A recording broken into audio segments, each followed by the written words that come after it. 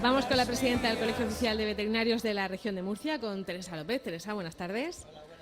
Bueno, justo aquí en el mercado de Santa Florentina es donde queríamos hablar pues de eso, de las diferentes facetas que tiene la profesión del veterinario, que quizá tenemos muy asociado, quizá desde el mundo de la ciudad, porque yo creo que en el mundo rural todo, tienen más claro que los veterinarios hacen muchas cosas distintas, pero es verdad que desde la ciudad a veces creemos o lo enfocamos solamente en ese señor o esa señora que nos atiende en una clínica para mascotas y no es solo eso, ¿no? No, efectivamente no es solo eso. Evidentemente nuestros compañeros de clínica de animales de compañía son grandísimos profesionales que están constantemente al día de todo, pero como tú bien dices, eso lo asociamos en la ciudad.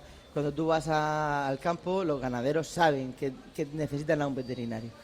Y hemos venido precisamente a este mercado con la intención de sacar hacia afuera porque nosotros sí sabemos lo que hacemos, nosotros mismos, pero claro, así no sirve para nada. Necesitamos que la sociedad sepa lo que estamos haciendo.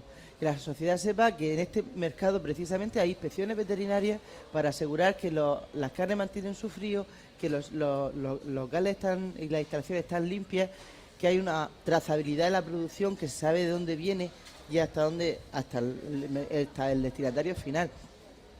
Y bueno, pues el sacarlo a la calle en estos sitios, precisamente yo creo que ese es lo que le da la visibilidad. Es una de las grandes metas que nos hemos marcado desde la Junta de Gobierno actual, que es que la profesión se visibilice, que todo el mundo sepa qué hacemos y qué estamos haciendo.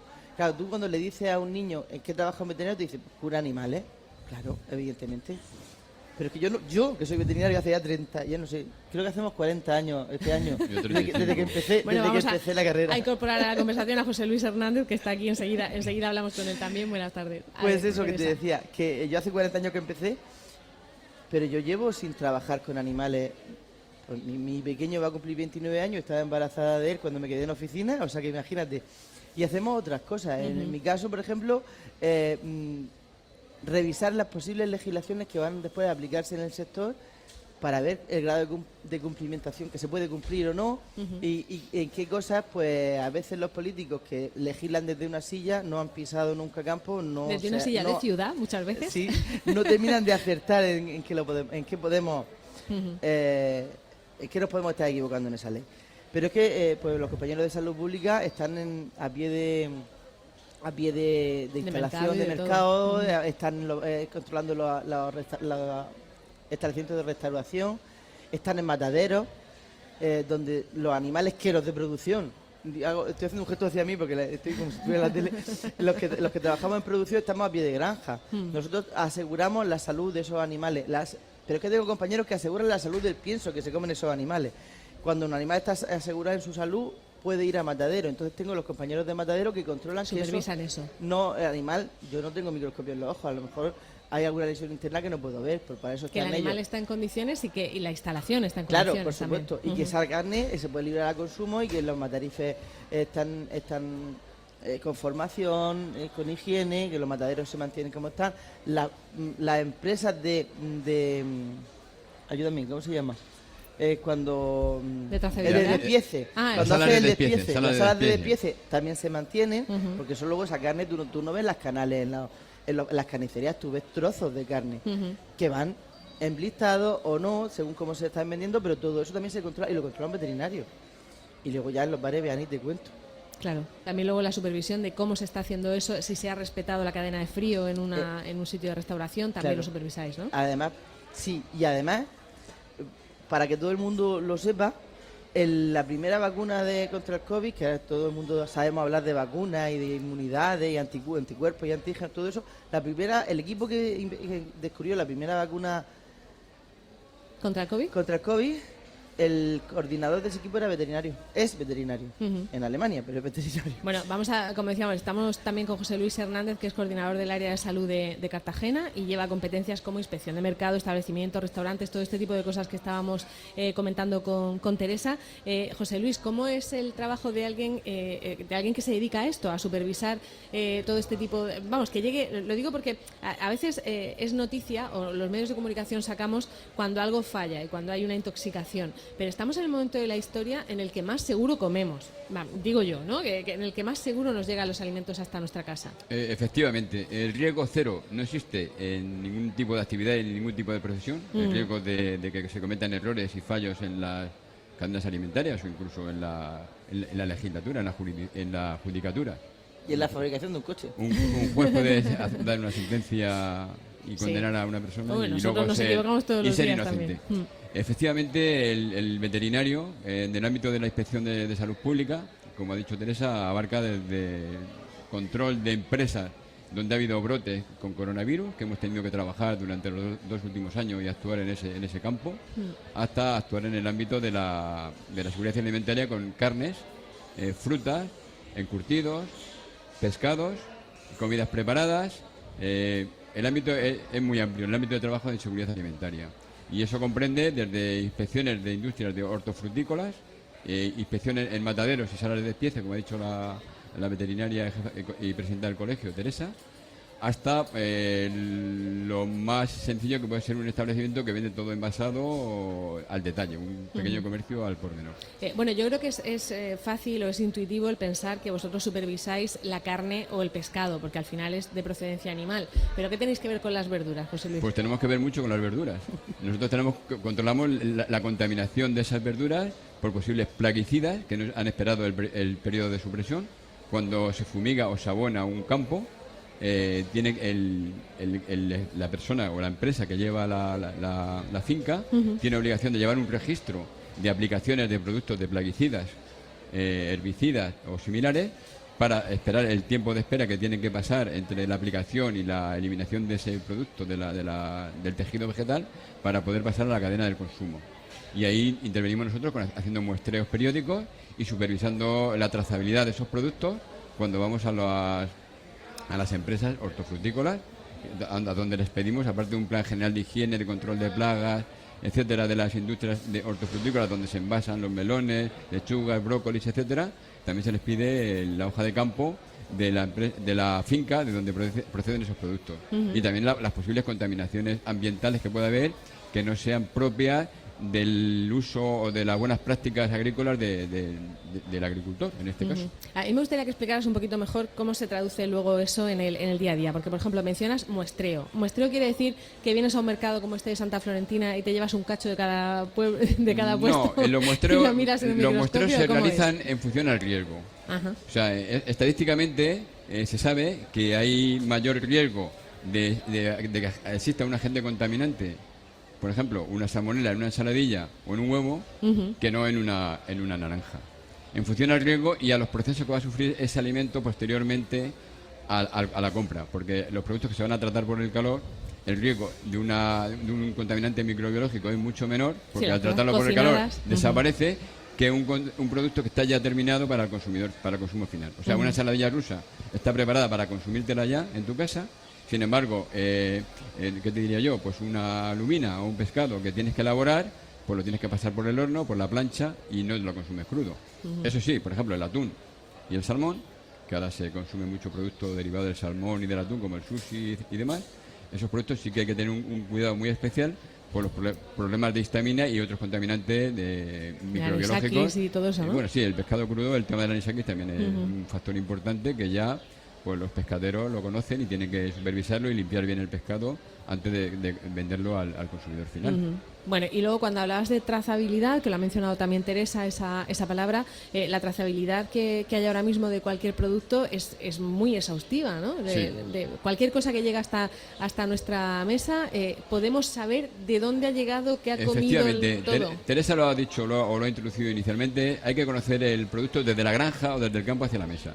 El tema de trazabilidad le lleva de cabeza a las empresas, pero gracias a la informática pues se puede llevar.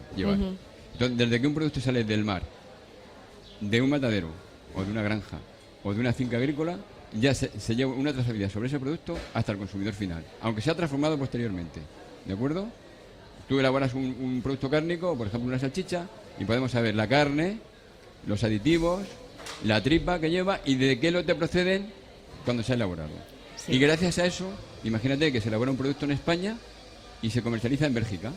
En Bélgica da un problema, aparece un brote o aparece una analítica que da positiva a un contaminante o a unos límites superiores a los autorizados.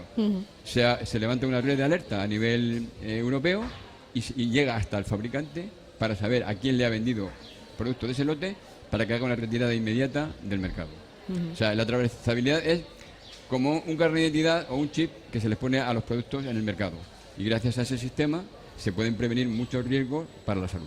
Claro, y sale muchas veces, como decimos, en los medios de comunicación, casualmente sale mucho en verano, quizá porque tenemos menos noticias, no sé, pero que hay determinadas intoxicaciones que se detectan.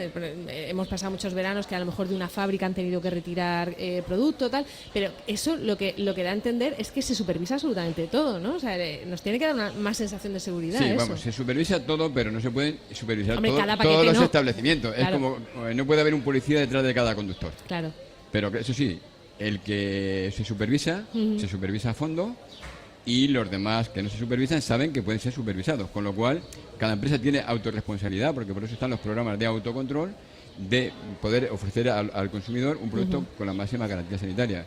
Y si no lo cumplen y se detecta mediante inspección o por problemas que puedan dar a los consumidores, pues tiene que asumir sus responsabilidades. En ese caso, el productor o el comercializador del producto es el que tiene que correr con los gastos de los problemas que pueda originar y de las medidas de prevención que tenga que poner en marcha para que no se produzca ningún tipo de riesgo en los consumidores.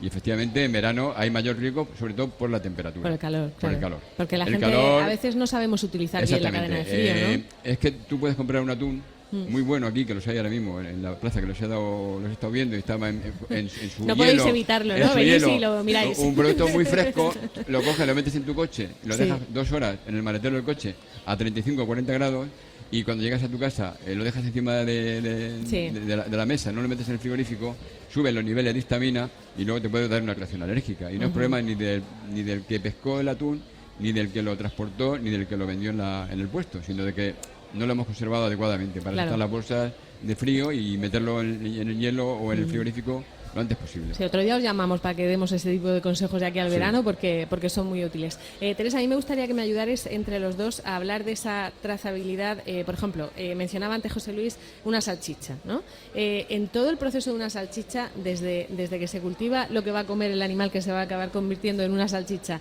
¿en qué pasos están los veterinarios? ¿En todos? En todos, absolutamente en todos. Desde que se cultiva el trigo, que se va a comer el pollo o el cerdo, el cultivo del trigo a lo mejor no estamos. Pero cuando ese cereal llega a una fábrica de pienso... Ahí ya hay un veterinario. Ahí hay un veterinario. Porque tienes que controlar que no haya aflatoxinas que transmite el cereal, son hongos, que transmite el cereal al animal y que lo puede enfermar. Y a mí no me interesa que el animal esté enfermo. Yo necesito que el animal tenga unas buenas condiciones de vida, un buen bienestar animal, porque así estará sano. Claro. Y si está sano, produce lo que tiene que producir en las condiciones mejores que yo le puedo aportar. Entonces, desde que empieza a fabricar el pienso, está el veterinario. En la granja... Y que cumpla con unos requisitos nutricionales también, ¿no? En ese pienso controla que no transmita enfermedades, pero además controla que lleve la cantidad de proteína, de hidratos de carbono, de aminoácidos, de oligoelementos, de todo lo que necesita el animal para vivir bien. Es un veterinario también. Eso es un veterinario. Y hace su pienso compuesto con la proporción de proteína. Todo el mundo que tiene animales de compañía sabe que si coge un saco de pienso, que es lo que pone el perro, dice 30 y tantos % de proteína, no sé cuánto hidratos de carbono. El menú del animal. El menú. Eso, no le voy a dar al perro una lechuga, pero tengo que darle. Sí. Entonces, eso lo hace un veterinario.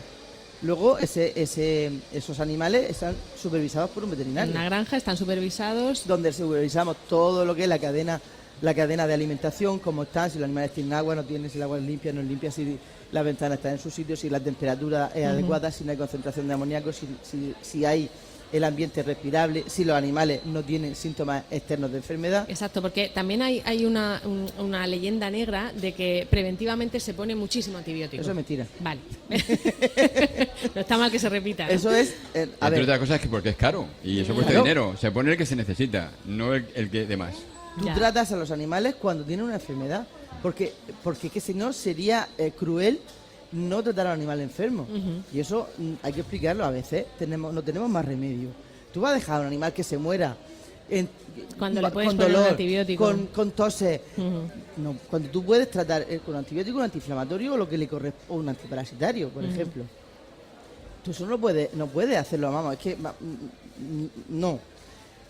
Pero tú no tratas a los animales con antibióticos. ¿Cuánto cuesta tratar 10.000 pollos con antibióticos? Claro. Eso no se puede pagar. Pero tú tratas cuando tienes una enfermedad. Descartado. Mientras tanto, venga. Claro, por eso procuramos que todo el proceso de alimentación y cría y mantenimiento de la instalación sea lo más saludable posible para el animal, para que el animal no enferme. Las normas de bienestar animal también las marcáis los veterinarios. Claro, por supuesto.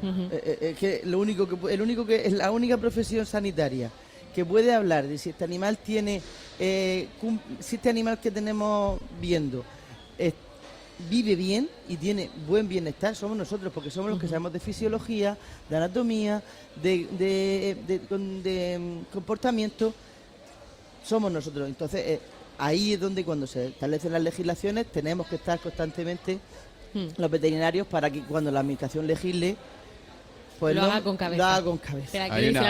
Es que sobre el tema de bienestar animal quiero insistir bastante, porque hay una normativa muy estricta de la Unión Europea que nos lleva de cabeza, porque el bienestar en la explotación y el bienestar en el transporte también, y el bienestar en el sacrificio del matadero, o sea que es que ahí vamos. Un animal durante el proceso en el que tengo que sacrificarlo, porque no me queda más remedio, porque si no, no me lo puedo comer, no me voy a comer animal vivo. Es que nos gusta pensar que nacen ya en bandejas, pero no es así. Nacen, los engordamos, los llevamos a matadero y allí también hay normativa de bienestar para que el animal no sufra durante el proceso en el cual no tengo más remedio que sacrificar. Porque hasta ahora nosotros no comemos animales vivos, que yo sepa. No. Comemos animales muertos. Entonces, y además, yo creo que desde la prehistoria comemos animales muertos.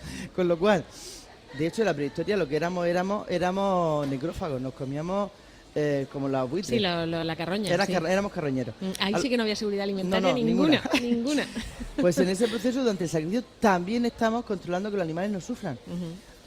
Y luego ya después de sacrificado, pues controlando que todo el proceso sea higiénico, que los animales no porten ninguna enfermedad que visiblemente no se vea, que a veces pues tú ves un animal fenomenal y cuando abres la canal dices, pues aquí tenía una lesión y esto no lo puedo liberar a consumo. Y todo eso se supervisa también por un veterinario. Y no lo puedo liberar a consumo y esa canal se decomisa entera, va afuera. No se libra para que la gente, para que los humanos no lo comamos. Y en cualquiera de las empresas en las que se hacen alimentos más preparados, también hay un veterinario que recibe esa carne, hay una supervisión, no necesariamente tiene que estar presente al 100% en la empresa, pero hay una supervisión con un protocolo y unos procedimientos que están previamente establecidos en la propia empresa, donde o bien un veterinario de la empresa privada, que puede ser el técnico de calidad, porque hay muchos compañeros y compañeras veterinarios que se dedican a asesorar y a llevar controles en empresas del sector alimentario. Es raro que una empresa de un nivel medio alto no tenga ya un veterinario o veterinaria para asesorarle y llevarle un buen control del autocontrol y asesoramiento de calidad en dicha empresa. Y luego están las inspecciones que hacemos o las auditorías que hacemos los veterinarios, porque también hacemos auditorías para supervisar de que esos programas y esos compromisos que tiene la empresa asesorados y supervisados por esos veterinarios privados se cumplen en base a la normativa comunitaria, porque todos ya trabajamos a nivel global. Esto no es trabajar a nivel solamente local, trabajamos a nivel europeo e internacional. Esa seguridad a nosotros cuando llega también la alimentación de otros países de Europa, de que han seguido las mismas normas que aquí, y a la hora de exportar también, ¿no? Tienen esa seguridad. Es que para comercializar con Francia, Alemania, Italia o cualquier país comunitario, la normativa es la misma para todos los países de la Unión Europea. Y luego para los países terceros, que son los países donde realmente se hacen exportaciones, que tenemos que certificar y atestar esas exportaciones, ahí, pues, aparte de las normas comunitarias, hay que cumplir la que el país de destino nos exige. Que normalmente en Europa son parecidas, pero puede... En Europa son las mismas. Claro, pero si queremos exportar a China o exportar a Estados Unidos... Ahí piden más, son más exigentes. Luego para la vuelta a lo mejor no, pero para la ida... Bueno, de eso hablaremos ahora, porque tenemos también a una persona exactamente experta en esto para que nos cuente. Bueno, y lo que decíamos, estáis en todo el proceso, incluso cuando esa salchicha se cocina y se sirve en un establecimiento de restauración, también hay una supervisión de los veterinarios. Por supuesto, o sea, nosotros llegamos a un establecimiento de hostelería o industria cárnica y una salchicha fresca no está en refrigeración, pues eso es una no conformidad, es una nota de desfavorable.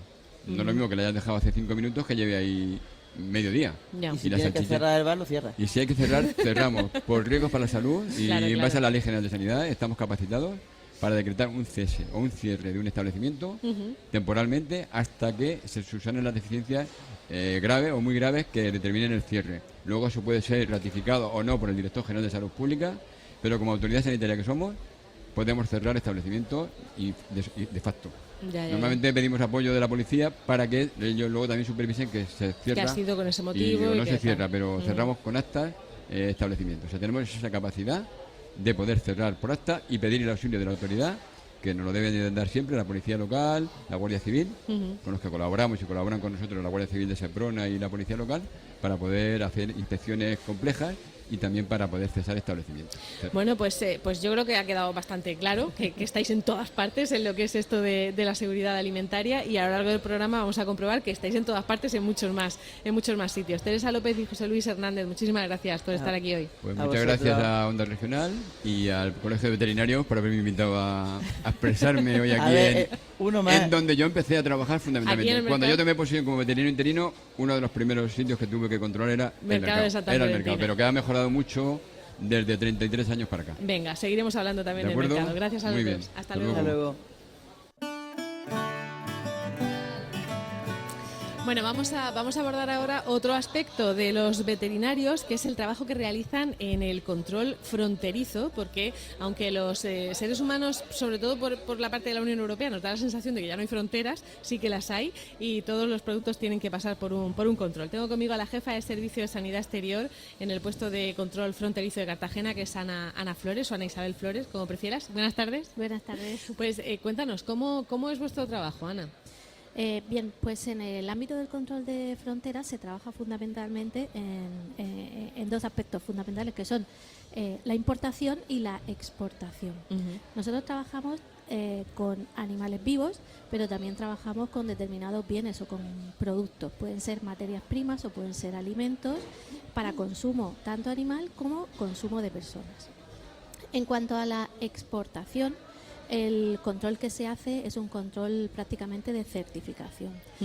Sabemos que los sistemas de producción españoles son sistemas que están adecuados a la normativa europea y son sistemas que están muy controlados. Tenemos un sistema bajo unos controles de calidad muy estrictos. Los estándares de producción cumplen toda la normativa de sanidad animal, de bienestar animal. Cuando va a salir un paquete de aquí, prácticamente supervisáis la documentación que lleva. Se supervisa la documentación, se certifica que esa mercancía y esa documentación es correcta y se facilita la salida aduanera, digamos.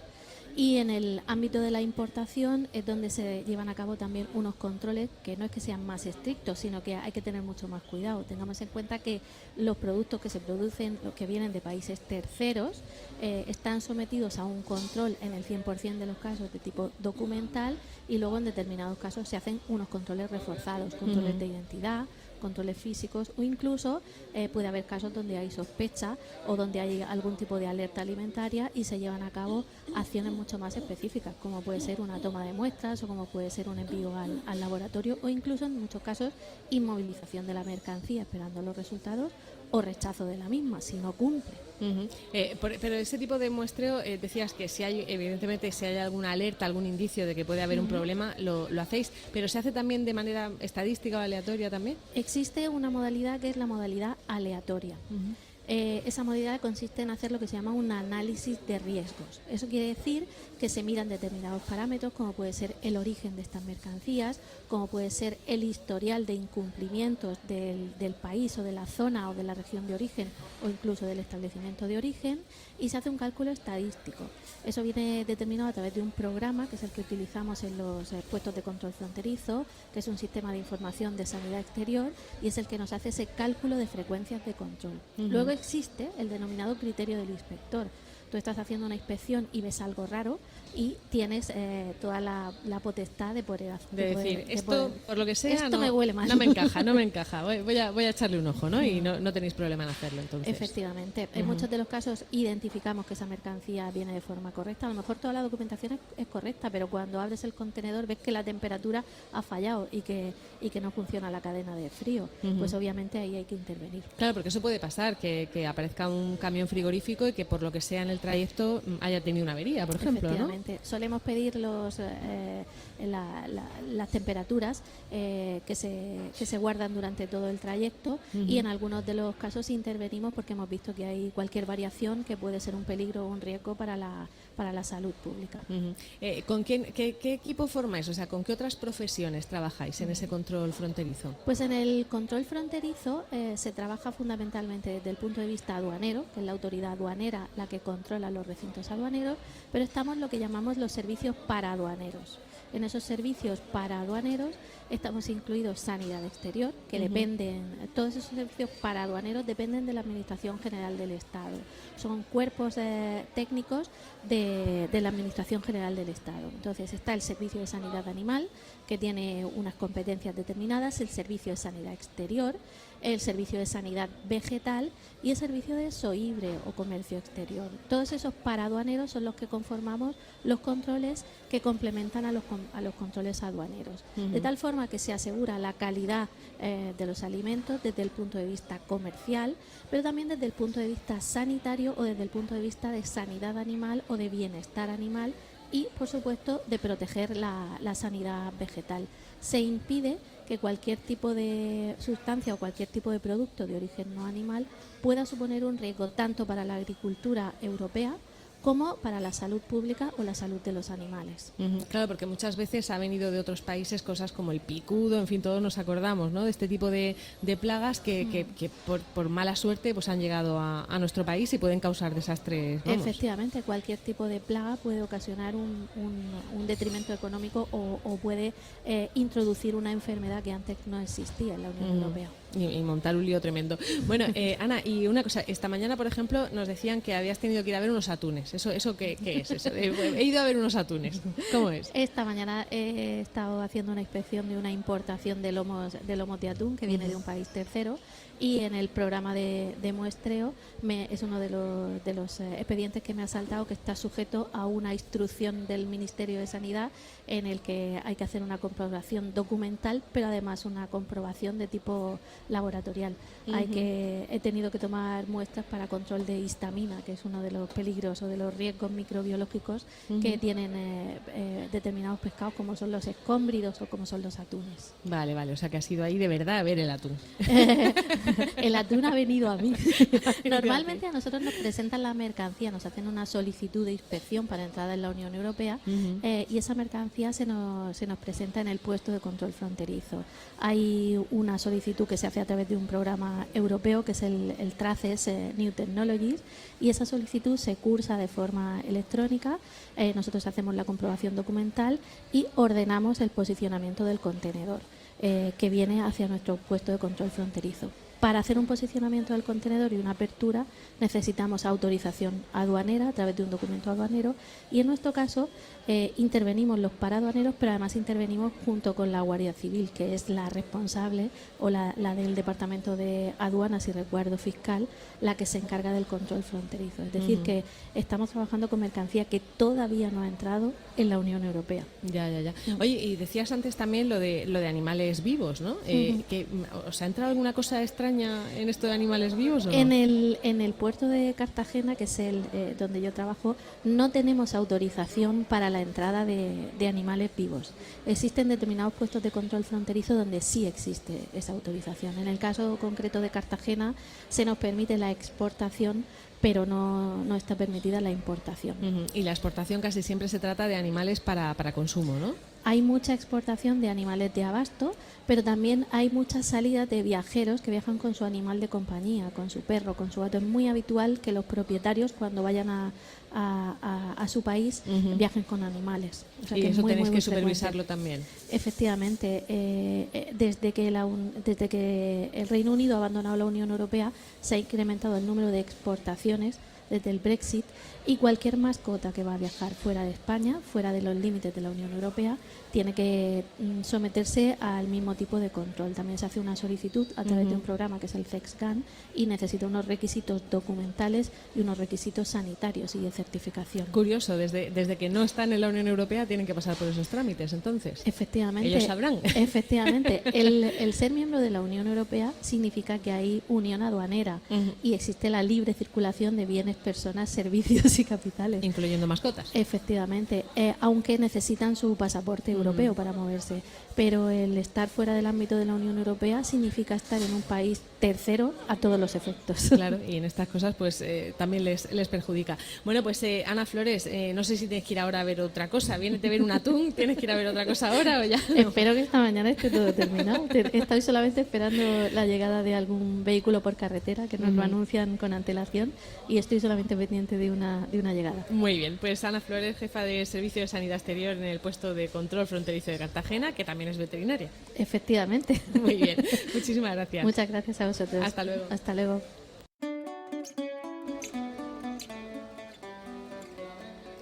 Seguimos en el Mirador, este mirador que hemos instalado en el mercado de Santa Florentina, que parece casi que tenemos un puesto más, pero nosotros aquí lo que estamos vendiendo, o ofreciendo, mejor dicho, es información y es aprender cosas sobre los veterinarios, porque ya saben que dentro de un par de días es ese Día Mundial de la Profesión Veterinaria y queremos conocerles un poquito mejor. Hemos dicho durante toda la mañana que no tenemos por qué identificar al veterinario como aquel que cuida las mascotas o que solo se dedican a cuidar mascotas, es lo que hemos repasado en esta primera hora, pero por supuesto se dedican a cuidar mascotas y a cuidar animales y estar en la clínica. Tenemos con nosotros a Lola Ibarra, que trabaja en la clínica Sauces de Cartagena, es gerente de la clínica y responsable del área de cardiología y respiratorio. Lola Ibarra, buenas tardes. Buenas tardes. Y además llevas bastantes años trabajando en Llevo esto. Un montón de años, sí, 27 años. ¿Eres de las que desde pequeñita pensaba que era lo que quería dedicarse, a ser veterinaria?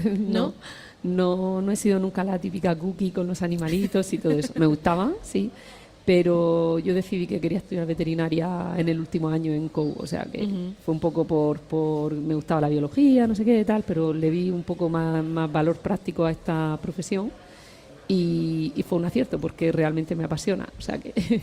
Bueno, como decimos, llevas ya más de 20 años en esto, o sea que habrás visto de todo ya, te ha dado tiempo, ¿no? A ver cualquier cosa. Sí.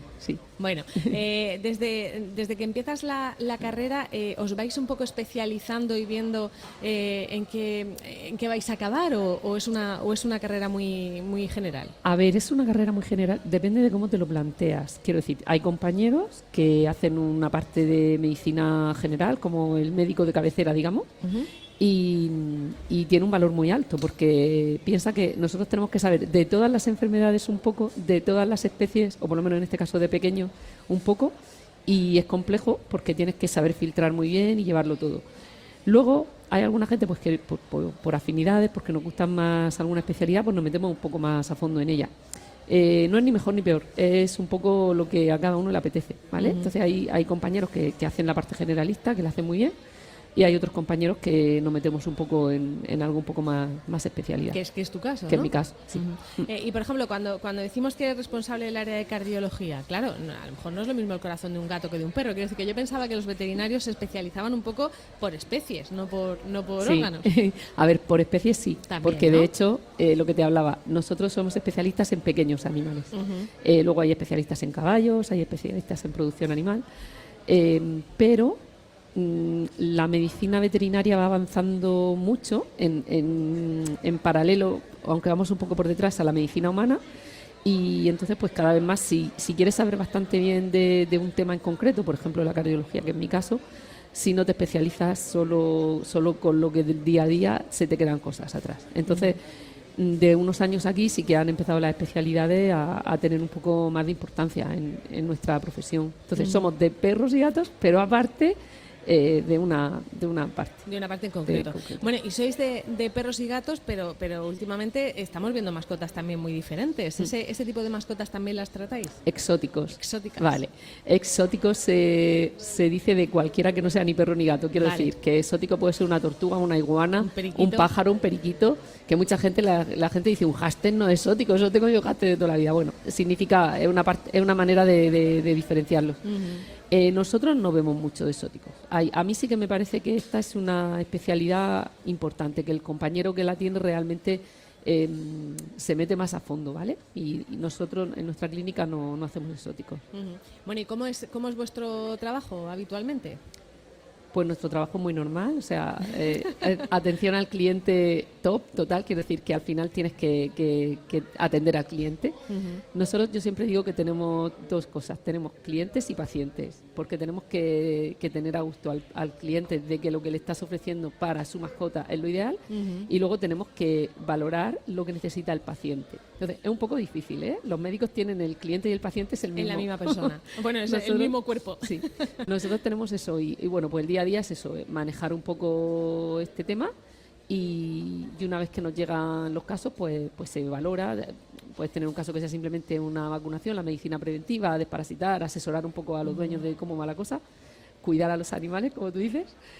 Y luego hay otra parte pues que va más de resolver alguna patología. Claro, por un lado están las urgencias, ¿no? Sí. Cuando el animal llega enfermo, y por otro lado toda esa parte de prevención y quizá incluso también de enseñar, que digo que también asesorar, a los humanos a lo mejor también nos haría falta que nos enseñaran cómo cuidar de un niño, ¿no? A la hora de tener uno. Pero en el caso de los animales es verdad que los veterinarios estáis muy pendientes de que alguien que adopta o que adquiere un perro o un gato sepa qué hacer con él, ¿no? Sepa cómo cuidarle. Las primeras consultas, sobre todo en una familia que es la primera vez que tiene una mascota, son de asesoramiento.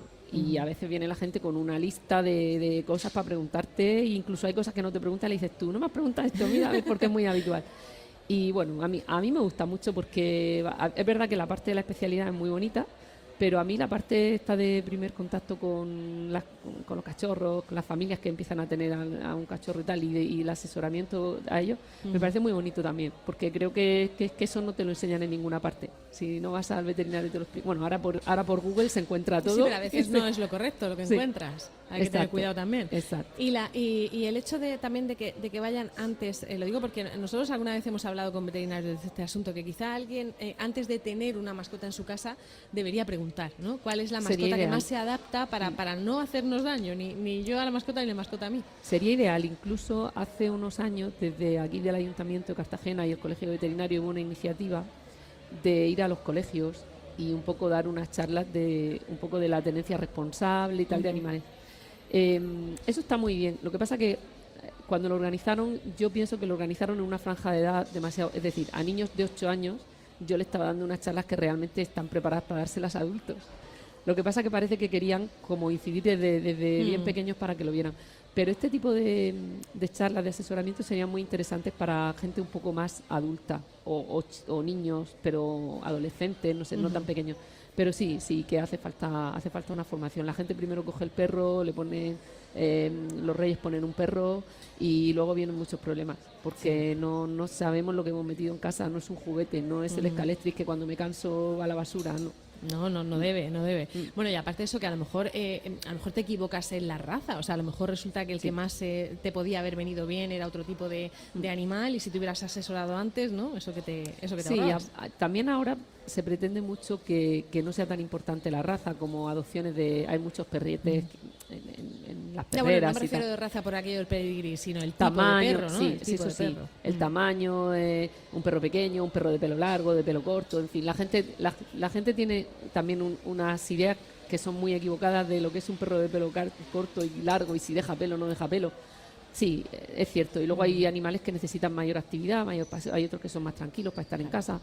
Hay un montón de criterios. Luego te puede tocar un perro como te toque. Eso está claro. Pero sí que es verdad que influye un perro de una raza más grande, más pequeña. Sí, pero que a priori, pues eso que llevas de ventaja. ¿Qué deberíamos o qué debe hacer una persona en el momento en el que tiene o adopta un perro, por ejemplo? ¿Qué hacéis en una primera consulta en el veterinario? Yo lo primero que les digo siempre digo, antes de ir a casa, lleva el perro al veterinario. O sea, no te lleves el perro a tu casa y ya te has encariñado con él y tal. Llévalo al veterinario, porque hay veces que detectamos cosas, no siempre, pero alguna patología congénita, alguna cosa que una persona que está acostumbrada a ver animales a lo mejor lo ve porque ve que el perro está más pequeñito, más... Muchas veces la gente dice, mira, he cogido el que me daba lástima porque era el más pequeño y el más débil. Digo, error, porque muchas veces eso refleja algo. Claro, que tiene un problema. Entonces yo siempre digo, primero de todo, al veterinario. Y entonces en el veterinario se le hace una revisión muy rápida, que se ve un poco pues que el animal esté bien, de peso, que tenga los dientes bien, que le hayan dicho la edad correcta que tiene, se oculta por si no haya un soplo de alguna enfermedad congénita. Y se valora si hay que empezar a darle antiparasitarios, porque a veces vienen muy mal de haber estado en algún sitio. Es muy rápido. Vacunas, todo sí, eso, ¿no? Las vacunas se programan a partir de esa visita. De hecho, esa visita, la mayoría de los veterinarios, esa visita no la cobramos. Quiero decir, es una primera toma de contacto y de asesoramiento y tal, y no se hace casi nada. Como mucho se le da un antiparasitario. Y ya ahí se reubican a otras citas para más adelante, para vacunas.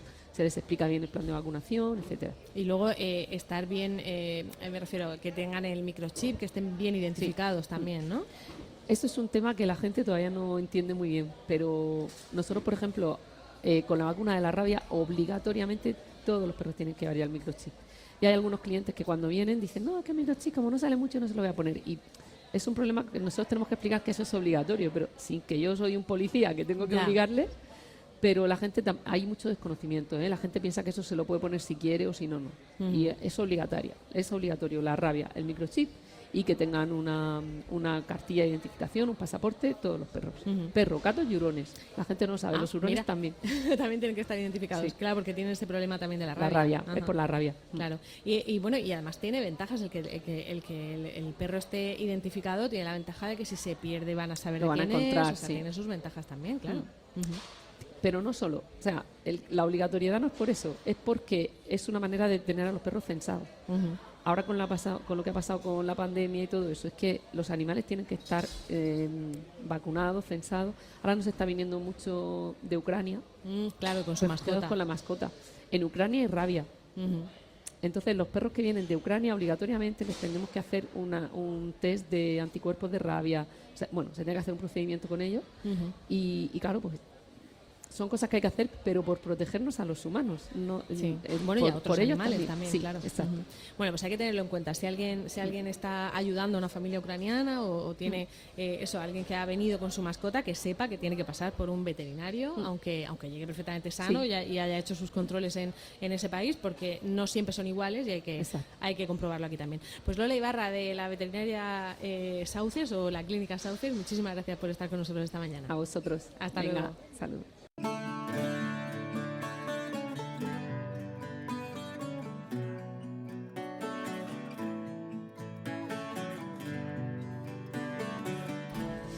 Bueno, pues ya tenemos aquí también a nuestro último invitado en cuanto a los veterinarios, porque otro aspecto importante de la profesión veterinaria, como de cualquier profesión en la que se pasa por la universidad, es ese aspecto de investigación.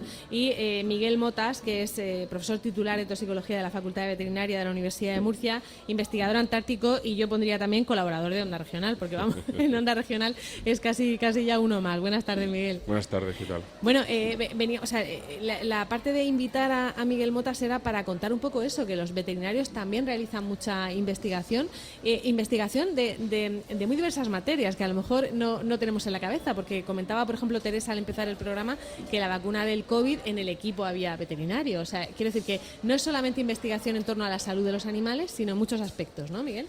Claro, al final, bueno, el concepto de One Health es fundamental, la investigación veterinaria, y en temas como la pandemia que nos asola, como otras que están por venir, el papel del veterinario es fundamental, porque al final la salud medioambiental, donde influye el cambio climático, se está viendo que tiene influencia sobre la salud animal y, por supuesto, sobre la salud humana. Entonces, digamos que es una tríada que no podemos separar, y el veterinario está en la parte central: control alimentario, salud animal, salud pública que deriva de ese control alimentario, de seguridad alimentaria, y también la parte medioambiental en la que nosotros somos competentes. Entonces, bueno, está claro que para futuras pandemias el veterinario tiene que tener un lugar bastante más importante del que en esta ha tenido. Sí, de hecho, desde los colegios de veterinaria de toda España se han emitido quejas a lo largo de la pandemia de que no estabais incluidos dentro de lo que se considera profesiones sanitarias, que en parte es lo que se quiere destacar con este Día de la Veterinaria, ¿no? Que sois sanitarios en primera línea. Sí, es un gran error, y al final todo esto se paga, por desgracia, con vidas humanas y con un alto sobrecoste, porque es mucho más barato prevenir que afrontar una pandemia como lo hemos hecho, ¿no? Tenemos que aprender, y desde luego en esa prevención, como digo, la figura del veterinario es fundamental. Como epidemiólogos de colectividades, una gran experiencia en enfermedades infecciosas, los virólogos veterinarios, epidemiólogos veterinarios, estudian y controlan los puntos calientes que son los reservorios que están en la fauna silvestre, las especies intermedias, por ejemplo el COVID proviene de un murciélago y hay que ver en qué animal a partir del cual llegó al hombre, ¿no? Al final, de las enfermedades infecciosas del hombre, entre un 60 y un 70% son zoonosis. No se puede afrontar las futuras pandemias que pueden afectar al ser humano dejando de espaldas a los expertos en estas enfermedades compartidas en un 70% que son los veterinarios. Bueno, y en cuanto comentábamos antes lo de la investigación antártica, porque además ha vuelto recientemente de esa expedición en el Hespérides, de la que seguro que ya ha hablado en Onda Regional, porque ya digo que Miguel es colaborador, pero que vas a contar también esta tarde como parte de esa programación que se ha hecho del Día de la Veterinaria, ¿no? Sí, esta tarde, bueno, el colegio junto con la facultad y la Academia de Veterinaria han organizado una jornada. Se inaugura el rector de la Universidad de Murcia a las 5 y a las 5:30 tengo el gran privilegio de poder contar mi experiencia de 5:30 a 6:30 enfrente del Romea, en el salón de actos de Caja Rural. De Caja Rural. Y bueno, creo que es una oportunidad porque yo, por suerte, he estado ya 3 veces, pero al final todos son connotaciones muy especiales. Viajar a la Antártida, llegar a la Antártida, desarrollar el día a día en una base científica, en un sitio totalmente aislado y luego, bueno, todos los componentes veterinarios, lo que supone para un veterinario trabajar con pingüinos, trabajar con cambio climático, como toxicólogo con contaminantes. No sé, es una mezcla perfecta. A veces me siento en medio de un documental de estos de la 2 y me miro en el móvil en un selfie y digo, pues soy yo, estoy aquí. Estoy aquí, que es también cumplir un sueño, ¿no? Sí. Supongo, el poder estar en la Antártida. Bueno, y en cuanto a los pingüinos, te voy a hacer una pregunta muy tonta. ¿Cómo has encontrado a los pingüinos? Bueno, bien, pero la verdad es que estamos un poco preocupados porque se están viendo un retroceso poblacional de determinados tipos de pingüinos. Pero bueno, hay que entender que a nivel ecológico esto puede tener sentido, ¿no? Al final hay un cambio climático y bueno, se van desplazando según las características y la capacidad de adaptación que tiene cada una de las especies. Unas están aumentando y otras están retrocediendo. Y bueno, eso está muy vinculado a la pérdida de masa de hielo, al aumento de las temperaturas. Hay que tener en cuenta que la zona antártida donde yo voy es la zona del planeta que más se está calentando junto con el Mediterráneo, con lo cual los cambios están siendo drásticos. Muy, muy importantes, ¿no? Bueno, también va a haber una exposición, por cierto, ¿no? De ese viaje. Sí, hoy se inaugura a las 8:30 y va a estar hasta el 15-16 de mayo en el claustro de la Facultad de Derecho, el campus de la Merced. Creo que el lugar, la verdad es que es muy bonito y bueno, se han seleccionado unas fotos de mi última expedición y la verdad es que invito a todo el mundo a visitarla porque, bueno, son fotos, bueno, gracias al asesoramiento del equipo del colegio, pues se han seleccionado fotos que yo creo que son muy, muy llamativas. Bueno, pues se puede uno meterse en la vida de los pingüinos dándose un paseo por la Facultad de Derecho de la Universidad de Murcia. Eso en cuanto a lo que tienes esta tarde y a la investigación que has hecho en la Antártida, pero es verdad que yo creo que cuesta un poquito, le cuesta a mucha gente y a los negacionistas no digamos, el ver la relación que hay entre que hay un cambio climático, que hay un desplazamiento de especies silvestres a lugares donde antes no estaban, que hay una globalización que hace que sea muy difícil controlar todo eso y que eso tiene mucho que ver con vosotros, con los veterinarios, ¿no? Claro, voy a poner un ejemplo rápido. Fiebre del Nilo lengua azul.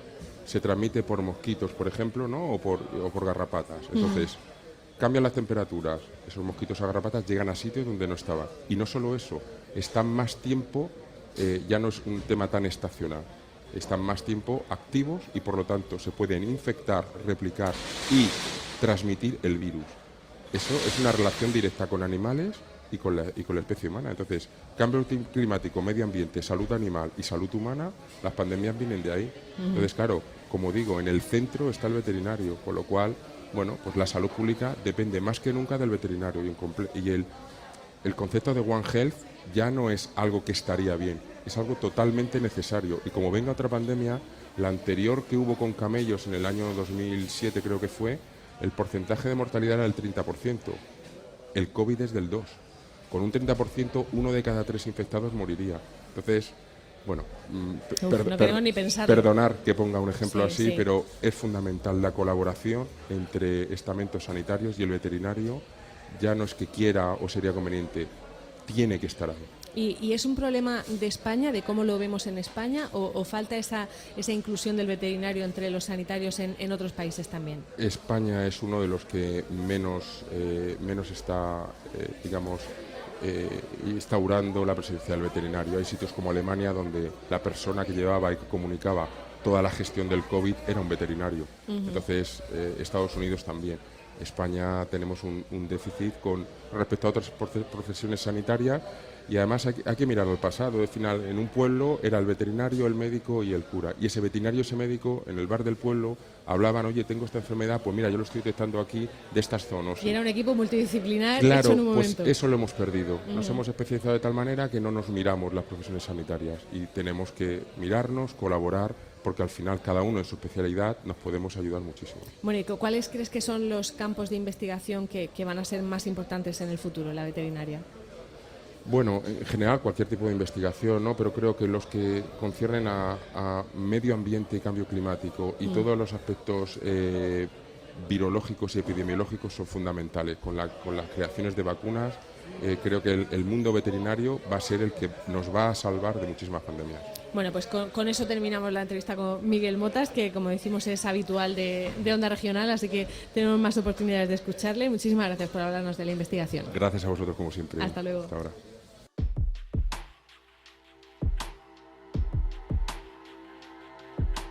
Hoy es jueves, vamos a terminar con series y con cine como hacemos habitualmente, pero antes queremos hablar del propio mercado de Santa Florentina, porque llevamos aquí toda la mañana contándoles que estamos en el mercado, y un mercado que está en evolución también, como la profesión veterinaria. Tenemos con nosotros a Juan Luis Tamborino, que es el secretario de la Asociación de Comerciantes. Juan Luis, buenas tardes. Hola, muy buenas. Y a José García Fuentes, que es el presidente de la Asociación de Comerciantes. Buenas tardes. Hola, buenas tardes. Bueno, contadnos, porque esto está en pleno proceso. De hecho, antes, cuando hemos llegado, había trabajadores fuera haciendo cosas en la fachada posterior. Esto no para, ¿no? Pero, ¿qué cosas se han hecho ya y qué nos queda por ver en el mercado de Santa Florentina? A ver, ¿quién empieza? José. Bueno, como bien has dicho, estamos en proceso de esa recuperación estética, más que otra cosa, del mercado. Entonces, se han hecho el 75% de las obras en los puestos, se han puesto de acero inoxidable y se han puesto al día. Entonces falta ese pequeño tramo de obras que está en ese proceso de que sabemos que se va a hacer, pero no cuándo. Y no se sabe cuándo, ¿no? Ese es el problema. Porque el Ayuntamiento de Cartagena ha anunciado ya en alguna ocasión, y nos hemos hecho con los medios de comunicación, inversiones, y ya digo, algunas ya se han hecho, porque la fachada principal está terminada, o me ha parecido está a mí. Pintada. Está terminada ya, ¿no? Sí. ¿En qué estamos ahora mismo? ¿En la otra fachada, en la posterior? Se han terminado también los trabajos de acondicionamiento del parking, que se cerró hace casi 20 años, y ahora se ha remodelado, se ha actualizado y estamos en espera a que se le adjudique a alguna empresa para su posterior administración. Vale, para que sea la gestión la que le haga una empresa. Falta ¿no? la licitación de la obra para poder explotarlo. Bueno, llevamos aquí toda la mañana, aquí no para de venir gente, o sea que quiero decir que es un mercado muy transitado, pero claro, para seguir siendo importante necesita cierta transformación, y una transformación importante es la digital también, ¿no? Sí, al parecer han instalado cable para poder tener línea de internet en todos los puestos, el que lo crea conveniente y el que lo vaya a utilizar. Como hemos dicho, se ha reformado todo lo que es la fachada exterior y bueno, pues estamos esperando a eso, al parking. ¿Y por qué es tan importante el parking? Bueno, pues el edificio está claro que es un establecimiento que está en el centro de Cartagena, y para poder competir con otro tipo de centros comerciales de alimentación necesitamos que haya aparcamiento para el público. El parking está enfocado para que con una compra incluya un pequeño tiempo, una media hora, 20 minutos, 40 minutos de estancia en el parking, y bueno, pues eso, el problema de aparcamiento es grande en el centro de Cartagena, y es muy interesante poder tener un parking subterráneo. Hace falta, ¿no? Para poder tener más clientes. ¿Y el envío a domicilio a casa? ¿Cómo lo lleváis? Bueno, eso de momento cada cada vendedor tiene lo hace de momento por su cuenta. No habéis hecho todavía algo en común, ¿no? No hay hasta ¿no? el momento ningún proyecto de hacerlo en común. Bueno, pues eso hay que ponerse, porque otros mercados sí lo están haciendo y funciona. Bueno, y en cuanto al tipo de puesto que tenéis, ¿todos son de alimentación? Sí, aquí ahora mismo la ordenanza municipal solamente permite que haya alimentación. Es exclusivamente alimentación en el mercado. Se está haciendo un nuevo reglamento de forma de que se puedan vender otros productos que no sean de alimentación, por ejemplo de droguería o otra clase de productos que enriquezcan nuestra oferta comercial. Que se puedan vender flores, que se puedan vender copias de llaves, un afilador, en fin, algo. Que haya más servicios, ¿no? Claro. Respecto al parking, el parking existía hasta que se hizo una obra que fue muy importante, que fue la zona del pescado, donde había filtraciones de agua. Entonces había que arreglarlo sí o sí. Fue una obra, ya digo, muy importante y costosa, pero una vez que se terminó la obra, como el suelo del mercado es el techo del parking, pues esto se abrió, la parte de arriba se abrió, pero el parking, por lo que fuera, no se abrió. Entonces, esa era nosotros siempre estábamos reclamando la apertura del parking. Ahora el actual concejal lo abordó y se ha terminado la obra. Ahora falta el que se adjudique y que se abra al público, que es lo que queremos. También sería muy interesante para comunicar la parte inferior con la superior con un pequeño montacargas, un ascensor, como hay en todos los centros comerciales. Claro, porque si alguien quiere llevar la carga al coche, que pueda hacerlo. Bueno, pues todo eso falta todavía, seguiremos reivindicándolo y diciéndoselo al Ayuntamiento de Cartagena, que esto hace falta para que siga teniendo vida este mercado de Santa Florentina. Que ¿cuántos puestos sois? ¿Cuántos asociados? Hay 138 puestos de número. Lo que ocurre es que el ayuntamiento permite que un titular tenga 2 puestos. Vale. Una familia tenga 2 puestos. Entonces se reduce a 86, 87. De 85 puestos. Hay abiertos. No hay cerrados, pero es porque desde hace varios años no se ha abierto una convocatoria. Pero no se ha abierto porque cuando se está arreglando una zona, esa zona en cuestión de obra se traslada a los puestos aquí vacíos. Claro. Por lo tanto, no se ha abierto esa convocatoria. Cuando se terminen de arreglar los puestos, entonces pienso que se hará esa convocatoria y se podrá... Venga, pues dos o tres avisos le hemos dado ya al Ayuntamiento de Cartagena para que esto siga en marcha. Pues Juan Luis y José, Juan Luis Tamborino y José García Fuentes, muchísimas gracias por estar con nosotros y por habernos dejado este rodalico que vimos aquí para poder hacer el programa. Por la visita. Nosotros encantados de que hayáis venido y es que es una forma de poner esto en valor. Claro. Porque sería muy lamentable que el pueblo de Cartagena perdiera su mercado, el mercado de toda la vida. Claro que Entonces yo pienso que todo lo que sea una pequeña ayuda, sea como en este caso de que había estado aquí, pues de agradecer. Daros a conocer y evolucionar, eso es lo que hay que hacer.